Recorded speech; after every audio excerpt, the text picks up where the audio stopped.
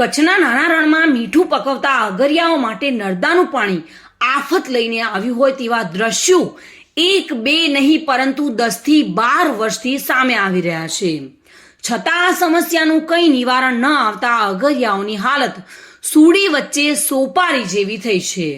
એક તરફ અમુક વિસ્તારમાં પીવાનું પાણી નથી મળી રહ્યું, જ્યારે બીજી તરફ વેરાન રણમાં નર્મદાનું પાણી 60 કિલોમીટર જેટલું ફેલાઈ જતા આખું રણ પાણીમાં હોવા છતાં અગરિયાઓ તરસ્યા રહ્યા છે તેવું લાગી રહ્યું છે.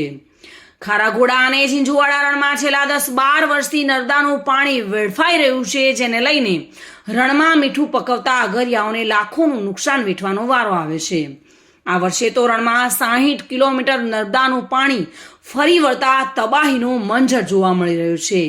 એક બાજુ અભયારણ્ય વિભાગ ગુડખને નુકસાન થવાનું જણાવી રહ્યું છે અને મીઠું પકવતા અગરિયાઓ માટે જમીનની અંદર પીવાના પાણીની પાઇપલાઇન નાખવાની મંજૂરી આપતી નથી, અને બીજી બાજુ રણમાં નર્મદાનું પાણી વેડફાતા હજારો અગરિયા પરિવારો પાયમાલ થઈ રહ્યા છે.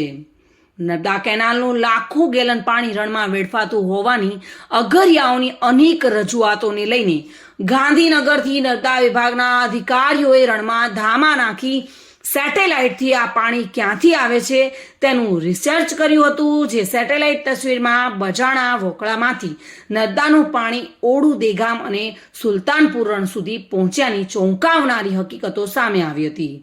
જો કે આ સમસ્યાનો હજી કોઈ કાયમી ઉકેલ નથી આવ્યો. Reena Parmar, today news, Gujarati.